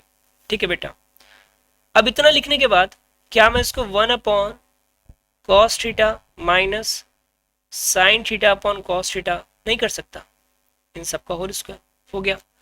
अब यहाँ पे क्या हो जाएगा? अच्छा, 1 अपॉन कॉस थीटा इसको हम बोलते हैं sec theta, minus sine theta upon cos theta इसको बोलते हैं हम टैन थीटा का होल स्क्वायर। बस यही आपका RHS था और ये आपको प्रूफ करना था। मैं कह रहा हूं ना, देखो 4 मार्क्स का क्वेश्चन है और इस क्वेश्चन में बिल्कुल दम ही नहीं था, एकदम हलवा टाइप का जो क्वेश्चन होता है वो कह सकते हैं उसको। चलिए अगला क्वेश्चन देखिए क्या कह रहा है। A metallic sphere of radius 10.5 centimeter is melted and the recast into small cones। चलो भाई देखो, एक बड़ा सा स्पेयर था अपने पास। देखो पर्टिकुलर स्पेयर तो मैं बना नहीं सकता, लेकिन मैं एज्यूम कर लेता हूँ ये मेरा एक स्पेयर है, बड़ा सा स्पेयर है। ठीक है, ये एक बड़ा सा स्पेयर है, इसको मेल्ट कर दिया गया। अब इसके रेडियस की बात कर ले तो इसका जो रेडियस दे कह रहा है, रेडियस जो है इसका मतलब रेडियस मतलब ये वाला पोर्शन वो 10.5 सेंटीमीटर था। ठीक है, इसको मेल्ट कर दिया गया मतलब पिघला दिया गया। और पिघला के स्मॉल कोन बनाए गए, और एक नहीं कई बनाए गए।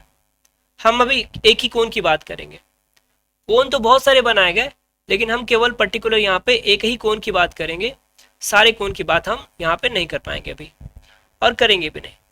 हम मान लेते हैं एक हमारा ये कोन तैयार हो गया, चलिए ये हमारा एक कोन बन गया, जिसकी हाइट भी कुछ होगी और इसका रेडियस भी कुछ होगा। कह रहा है इच ऑफ रेडियस 3.5 सेंटीमीटर, मतलब इसका जो रेडियस है वो कितना है, 3.5 सेंटीमीटर है, and the height 3 centimetre, height कितना है, 3 सेंटीमीटर। तो कह रहा है how many cones are obtain. तो देखो सिंपल तरीका बताऊं कि कितने कोन बनाए गए, कुछ नहीं करना, इसके वॉल्यूम में, इसका जो वॉल्यूम निकालेंगे, इसके वॉल्यूम में इसके एक कोन के वॉल्यूम से डिवाइड कर दो, तो सीधे सीधे हम देखो क्वेश्चन करने जा रहे हैं। आप लोग थोड़ा सा डिटेल में कर रहा हूं, मैं सीधे कर रहा हूं क्योंकि टाइम थोड़ा सा कम है मेरे पास। तो यहाँ पे लिखेंगे नंबर ऑफ कोन्स,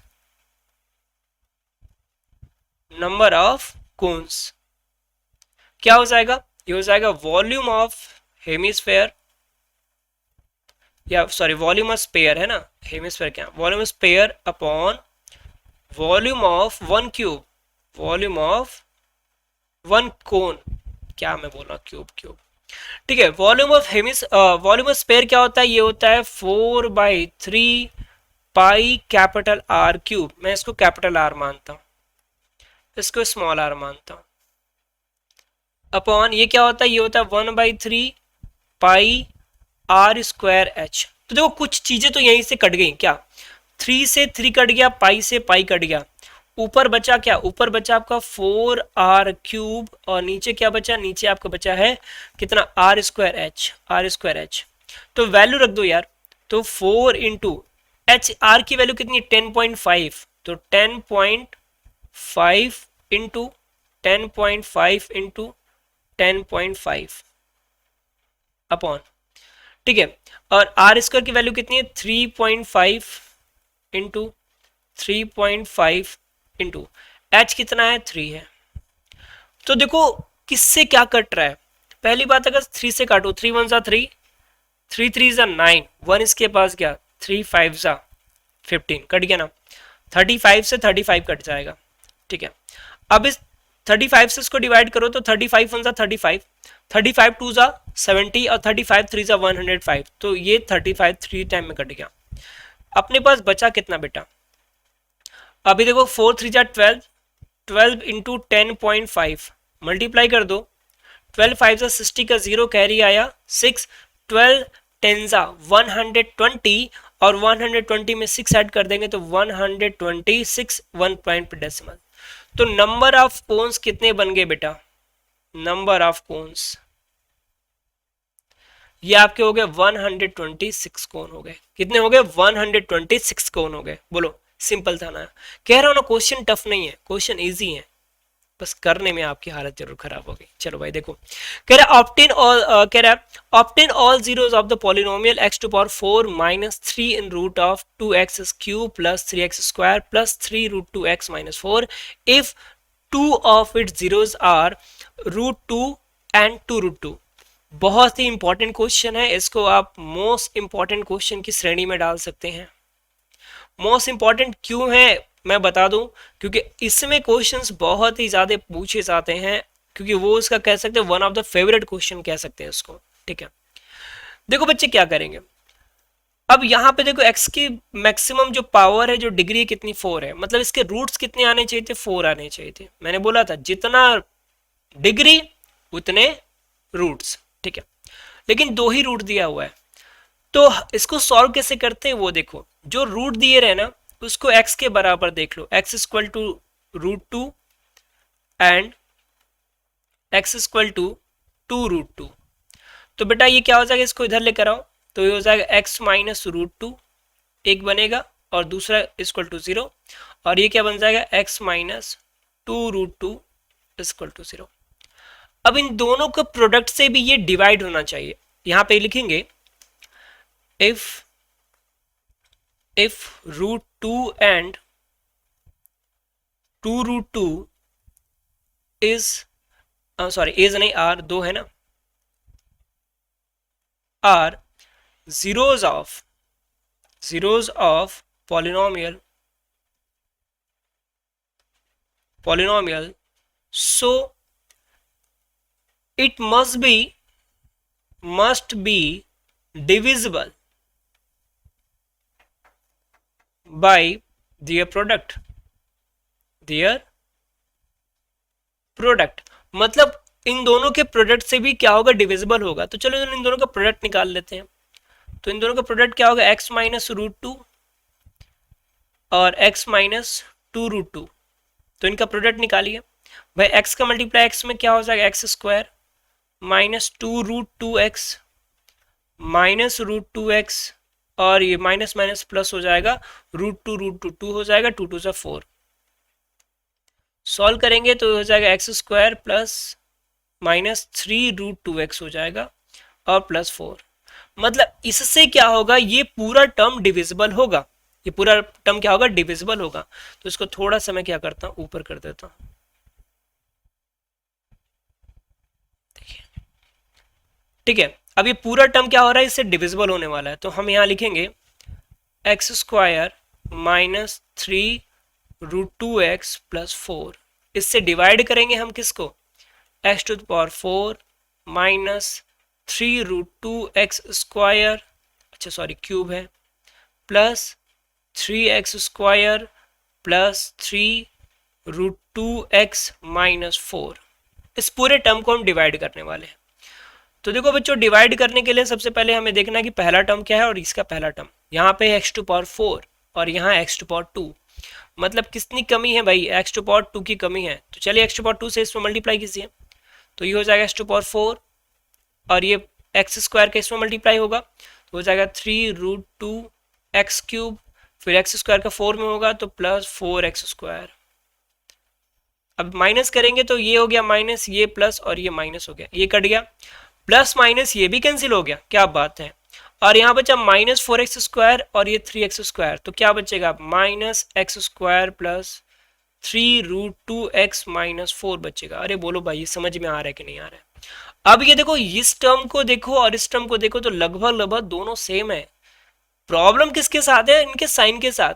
तो साइन को चेंज करने के लिए हम माइनस वन से मल्टीप्लाई कर देंगे, तो ये हो जाएगा x square plus three root two x minus four. इनको भी माइनस करेंगे तो ये प्लस हो जाएगा, ये माइनस ये प्लस, सब कैंसिल हो गया, जीरो। मतलब फाइनल हम इसको कैसे लिखेंगे बेटा, देखो फाइनली हम लिखेंगे इसे x to power four minus three root, अच्छा सुनो, हमें बाकी दो रूट निकालना है ना, तो हम लिखेंगे सो क्या बचा, ये बचा ना, तो हम x square minus one equal to zero दिखा देंगे। इसको कैसे लिख सकते हैं, इसे हम लिख सकते हैं x square equal to one, और एक्स इक्वल टू क्या हो जाएगा, इन रूट ऑफ वन। और जब भी कोई रूट से वैल्यू आता है तो वो क्या आता है, वो आता है प्लस माइनस वन के फॉर्म में। तो बाकी जो इसके दो रूट हो गए, एक हो गया प्लस वन, दूसरा हो गया माइनस वन, बस, और इसमें कुछ भी नहीं है। ठीक है बेटा, चलो आगे आते हैं भैया, बोट और स्टीम का क्वेश्चन बार बार पूछा जाता है, समझना। कह रहा है a boat goes 30 kilometre upstream and 44 kilometre downstream in 10 hour. 10 घंटे की यात्रा होती है भाई इतने में। कह रहा also it cover if cover 40, it होना चाहिए, also it covers 40 kilometre upstream and 55 kilometre downstream in 13 hours. Find the speed of the boat in still water and the speed of the steam. मान लेते हैं, let speed of boat, इसको मैं मानता हूं x kilometre पर our, और speed of steam ये आपकी हो जाती है y किलोमीटर पर आवर। देखो हमने इतना मान लिया। अब यहां पे पहली चीज हम जो निकालेंगे कि भाई अप स्ट्रीम और डाउन स्ट्रीम में स्पीड क्या है, तो हम यहाँ पे डाउन स्ट्रीम पहले निकाल लेते हैं। डाउन स्ट्रीम स्पीड, तो डाउन स्ट्रीम में हमेशा स्पीड क्या होती है, ज्यादा होती है, तो ये हो जाएगा x प्लस वाई किलोमीटर पर आवर। ठीक है, और जब हम इसका ये डाउन स्ट्रीम स्पीड निकल गया हमारा, अप स्ट्रीम की बात करें, अप स्ट्रीम स्पीड, तो अप स्ट्रीम स्पीड क्या होती है, इसमें हमारी स्पीड कम हो जाती है, किलोमीटर पर आवर। इतना हो गया। अब देखो बच्चों क्या करेंगे, इसको सॉल्व करेंगे। तो सॉल्व कैसे करेंगे, क्या कह रहा है, आपको एक फॉर्मूला याद होना चाहिए, speed is equal to distance upon time. तो टाइम इज इक्वल टू क्या हो जाता है, डिस्टेंस अपॉन स्पीड। समझिएगा, कह रहा है 30 किलोमीटर अप स्ट्रीम जाने में और 45 किलोमीटर डाउन स्ट्रीम जाने में उसको कितना टाइम लगता है, 10 आवर का टाइम लगता है। कितना, 10 आवर का टाइम। तो यहाँ पे लिखेंगे for case one, for case one. Case one में क्या है, यहाँ पे कह रहा है 30 किलोमीटर जाने में up stream, 30 kilometre up stream, तो अप स्ट्रीम हमारा क्या है, यहाँ पे है। तो ये हो जाएगा 30 upon x minus y plus 44 upon x plus y. कितना टाइम लगता है भाई, 10 आवर का टाइम लगता है। कितना, 10 आवर का टाइम। ये इक्वेशन नंबर क्या हो गया हमारा, 1 हो गया। केस टू देखो क्या बना रहा है यहाँ पे, केस टू, केस टू कह रहा है कि also if cover 40 kilometre up stream, मतलब 40 किलोमीटर कहां से आ रहा है, अप स्ट्रीम में, तो मतलब distance upon time, sorry distance upon speed plus, और 55 किलोमीटर किस में, डाउन स्ट्रीम में। तो अब जो समय लग रहा है वो 13 आवर लग रहा है। कितना, 13 आवर। अब देखो इन दोनों इक्वेशन को सॉल्व करके हमें एक्स और वाई की वैल्यू निकालनी है। तो ये जो क्वेश्चन है ना, इस क्वेश्चन को अगर डायरेक्टली सॉल्व करने जाओगे तो आपको बहुत ज्यादा प्रॉब्लम आ जाएगी, बहुत रियली बता, बहुत ज्यादा प्रॉब्लम आएगी सॉल्व करने में। क्या करेंगे, हम इनको मान के सॉल्व करेंगे। हम बोलेंगे let 1 upon x minus y जो है वो किसके इक्वल है, ए के इक्वल है, और 1 अपॉन एक्स प्लस वाई जो है वो किसके इक्वल है, बी के इक्वल है। किसके, बी के इक्वल है। तो फर्स्ट इक्वेशन क्या हो जाएगा, ये हो जाएगा 30a plus 44b is equal to 10, और जो दूसरा इक्वेशन है वो क्या हो जाएगा, वो हो जाएगा 40a plus 55b is equal to 13। देखो अब ये सिंपल फॉर्म में हो गया ना। अब इसे सॉल्व करना काफी इजी है आपके लिए कंपैरिजन टू दिस। तो क्या करेंगे, चलो इसको सॉल्व करें। तो सॉल्व कैसे करेंगे भाई, यहाँ पे 30 है, यहाँ पे 40 है, तो एक काम कर सकते थे, 2 कॉमन लेते, लेकिन छोड़ो क्या मतलब है, थोड़ा सा कैलकुलेशन तो हम कर ही सकते हैं। इसमें आप मल्टीप्लाई कर दो किससे, 4 से, और इसमें आप मल्टीप्लाई कर दो किससे, 3 से।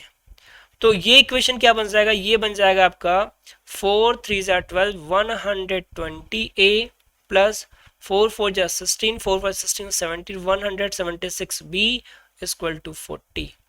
और ये जो इक्वेशन बन जाएगा ये क्या बन जाएगा, 120a प्लस 165b, देखिए 5 5 ज़ा 15 5 15 और 16, और ये हो जाए 33 ज़ा 39। माइनस करेंगे तो ये माइनस, ये माइनस, ये माइनस, ये कैंसिल हो गया। इसको सॉल्व करोगे तो 176 से 165 माइनस करना, भाई माइनस करो तो 6 में से 5 गया तो 1 आया, और 7 में से 6 गया तो 1 आ गया। 11 बी इक्वल टू कितना हो जाएगा, ये आ गया भाई 1। तो बी की बात करें तो बी इक्वल टू हो जाएगा 1/11, 1/11। और बी है क्या, अच्छा अभी इसको इतने पे छोड़ दो, अभी इसको इतने पे छोड़ दो, या फिर चलो कोई दिक्कत नहीं, निकालो सीधे वैल्यू कि रहने दें अभी, चलो अभी इसको इतने पे रहने देते हैं। इस b की वैल्यू हम यहाँ पे रखते हैं, इसको मान लेते हैं इक्वेशन नंबर 3, इक्वेशन नंबर 3। तो लिखेंगे from equation number 3, from equation number 3। 3 से क्या हो जाएगा, 3 से इस b की वैल्यू रख दो, तो ये हो जाएगा 30a plus 44/11 is equal to कितना, 10 हो गया। 10 से डिवाइड करेंगे 4 टाइम में कटेगा ये आपका आ जाएगा 30a is equal to 10 minus 4, तो 30a इज इक्वल टू कितना आ गया, 6 6 1 जा 6 5 जा, a इज इक्वल टू क्या आ गया 1/5। अब यहाँ पे वैल्यू हम चेंज करेंगे, यहाँ पे वैल्यू हम चेंज करेंगे, ठीक है।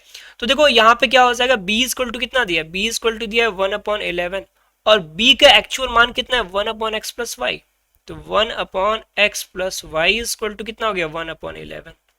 तो ये x plus y equal to कितना हो जाएगा 11 हो जाएगा। थोड़ा सा मैं इसको ऊपर कर देता हूँ, चीजें दिखनी बंद हो जाएंगी आपको, ठीक है बेटा। चलो x प्लस वाई इतना हो गया, इसको इक्वेशन नंबर 4 बना लीजिएगा, और यहाँ पे देखो a plus a equal to 1/5 दिया हुआ है, तो मतलब ये किसके बराबर है, तो ये बराबर है सर 1/x-y के बराबर, मतलब 1/5। तो यहाँ से क्या हो जाएगा, x-y कितना हो जाएगा, 5 हो जाएगा, इक्वेशन नंबर 5। इसको सॉल्व करेंगे तो ये कट गया, 2x इक्वल टू कितना आ गया 16, 2 से डिवाइड करेंगे 8, तो x की वैल्यू कितनी आ गई 8 किलोमीटर पर आवर। मतलब हमारे जो बोट की स्पीड थी वो कितनी हो गई बेटा, वो हो गई 8 किलोमीटर पर आवर। ठीक है बच्चे, ये हमारा आ गया। अब इसी x का मान किसी में रख दो यार बेटा, चाहे 1 में 2 में कहीं भी रख दो, चलो 1 में रख देते हैं। तो y इक्वल टू क्या हो जाएगा 11 माइनस 8, मतलब y इक्वल टू 3 किलोमीटर पर आवर। क्वेश्चन था मज़ेदार भाई, मुझे तो मज़ा आया। ठीक है, आपको भी चीज़ें समझ में आई ही होंगी क्योंकि बहुत ज़्यादा टफ नहीं है ये सारी चीज़ें। ठीक, आप अब 3 घंटे के पेपर को 1-1.5 घंटे में करना थोड़ा सा क्या होता है, टफ सा हो जाता है क्योंकि बहुत तेज़ी के साथ बढ़ना पड़ता है। ठीक है, चलो एक और क्वेश्चन बचा है और बहुत ही प्यारा क्वेश्चन बचा है। क्या कह रहा है देखो, कह रहा है in equilateral triangle A B C D is the point on the side BC such that BD is equal to 1/3 BC. Prove that 9AD square is equal to 7AB square. तो भाई क्या है समझना, मान लो एक इक्विलेटरल ट्रायंगल है, जैसे कि मान लो मेरा ये एक इक्विलेटरल ट्रायंगल है जिसको मैंने नाम दे दिया, ये मेरा A हो गया, ये B हो गया, ये C हो गया। मैं BC पे कोई पॉइंट D मान लेता हूँ, मान लो ये मेरा कोई पॉइंट D है और D ऐसे है ना कि जब हम D को मिलाते हैं इससे जब D को हम मिलाते हैं तो ये 1/3 ऑफ BC है, 1/3 ऑफ BC है। तो पहले क्या क्या गिवन है वो हम देख लेते हैं। तो मेरे बच्चे इसमें गिवन क्या है, ये देखो गिवन है equilateral triangle, equilateral triangle ABC and क्या गिवन है, point D on side BC, point D दिया हुआ है। कैसे दिया हुआ है कि जो BD है वो 1/3 BC है, इस चीज को याद रखना। ठीक है, आपको प्रूफ करना है, प्रूफ क्या करना है आपको, प्रूफ करना 9AD square equal to 7AB square, ये आपको प्रूफ करना है। ठीक है बच्चों, चलो इसमें एक छोटा सा कंस्ट्रक्शन करेंगे। कंस्ट्रक्शन क्या होगा देखना, हम ड्रॉ करेंगे ए परपेंडिकुलर BC, मतलब एक हम लाइन ड्रॉ करने वाले हैं यहां से यहां पे, जो क्या है परपेंडिकुलर है, AE जिसका नाम है, जो क्या है परपेंडिकुलर है। ठीक है, अब देखो अगर ये परपेंडिकुलर है so BE is equal to EC is equal to 1/2 BC, हम इसको बोल सकते हैं कि नहीं बोल सकते, क्योंकि भाई इक्विलेटरल ट्रायंगल है और इक्विलेटरल ट्रायंगल पे अगर हमने कोई भी परपेंडिकुलर लाइन ड्रॉ की है तो वो अगले साइड को इक्वल टू पार्ट में डिवाइड करता है। ठीक, इतनी बात हमारी सारी हो गई। ठीक है बेटा, अब देखो क्या करेंगे, भैया हम सीधे आ जाते हैं प्रूफ पे। देखो प्रूफ पे चलेंगे तो हम सबसे पहले बात करेंगे इस छोटे वाले ट्रायंगल का, और उससे पहले हम बात कर लेते हैं AE के बारे में। तो देखो अगर हमें किसी भी इक्विलेटरल ट्रायंगल की जो परपेंडिकुलर हाइट होती है वो निकालना होता है तो उसके लिए एक फॉर्मूला है। ठीक है, हम पहले क्या लिखेंगे, height of equilateral triangle, height of equilateral triangle equal to, ये क्या होता है, ये होता है √3/2 इंटू साइड, जिस साइड पे हो कोई भी साइड ले सकते हो क्योंकि सारी साइड क्या होती है बराबर होती हैं। मैं यहाँ पे BC को प्रीफर करूंगा, तो ये हो जाएगा √3/2 BC। और हाइट क्या है, परपेंडिकुलर ही हाइट होती है हमेशा, यही वाली हाइट है हमारी। तो AE कितना है, AE जो है हमारा वो कितना है, √3/2 BC है। इस चीज को भूलना मत बेटा, याद रखना क्योंकि यहीं से सारा क्वेश्चन सॉल्व होने वाला है आपका। ठीक है भाई, इतनी बात तो हो गई। अब देखो, ओ सॉरी, अब देखिए चलिए बात करते हैं इन ट्रायंगल AED में, AED में कैसे, बाय पाइथागोरस थ्योरम।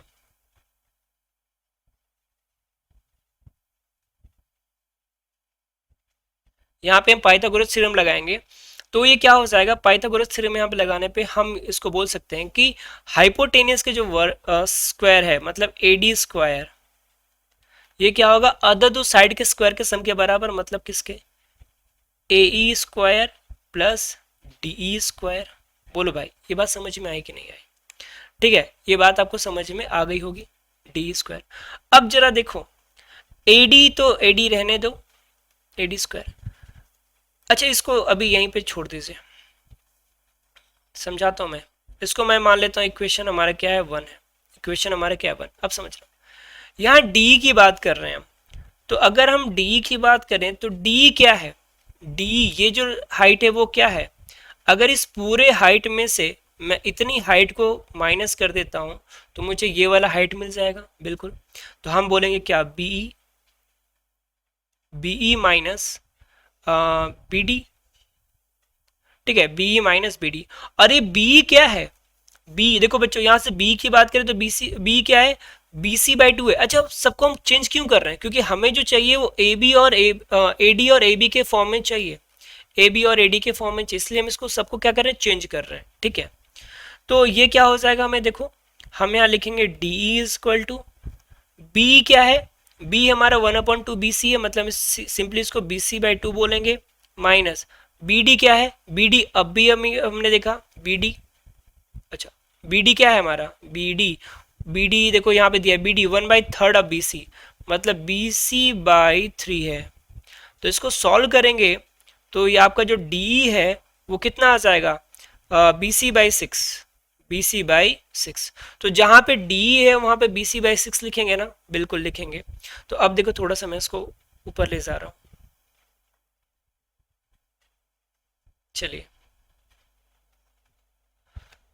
अब देखिए क्या हो जाएगा हमारा।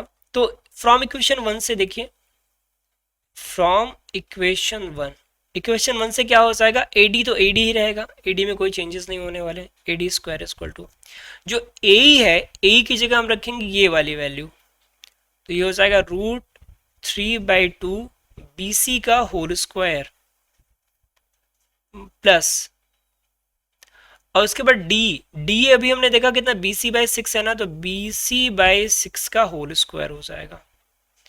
अब देखिए तो ये हो जाएगा ए डी स्क्वायर, इसका स्क्वायर करेंगे तो √3 का स्क्वायर कितना होता है 3 और 2 का स्क्वायर 4, तो ये हो जाएगा 3/4 बी सी स्क्वायर प्लस ये हो जाएगा B C square by 36। Solve करो बेटा इनको, तो जब इन्हें हम सॉल्व करेंगे तो मैं यहाँ पे करके दिखा दे रहा हूँ, तो ये हो जाएगा A D square equal to, LCM तो हो जाएगा 36, भाई यहाँ पे 9 की कमी है, 9 3 जा 27, तो 27 B C square plus B C square, ये हो जाएगा 36 A D square equal to 27 B C और 1 बी सी कितना हो जाएगा 28 बी सी स्क्वायर। अब देखो अगर मैं इसको डिवाइड करूं 4 से, तो 4 9 जा 4 7 जा, तो 9 A D square equal to 7 B C square. लेकिन आप देखो हमें बी सी नहीं चाहिए, हमें क्या चाहिए, यहाँ पे देखो कह रहे हैं ना ए बी। तो एक चीज हम जानते हैं क्या कि इक्विलेटरल ट्रायंगल में सारे के सारे साइड बराबर होते हैं, तो A B equal to B C बोल सकते हैं ना। तो जहां बी सी हम वहां क्या लिखेंगे, ए बी लिखेंगे, तो ये हो जाएगा 9 A D square equal to 7 A B square. बस यही आपको प्रूफ करना था और ये आपका प्रूव्ड हो गया, बस बेटा जी। तो बस आज के सेशन में बस इतना ही क्वेश्चन रखते हैं। आई होप सारे क्वेश्चन आपको समझ में आए होंगे। मैंने कोशिश पूरी की है कि कम से कम टाइम में सारे के सारे क्वेश्चंस आपको करा सकूं। बहुत जल्दी इसका अगला वीडियो भी लेकर आएंगे। तो वीडियो काफ़ी थोड़ी सी लंबी हो गई है, लेकिन इसको पूरा देख लीजिएगा।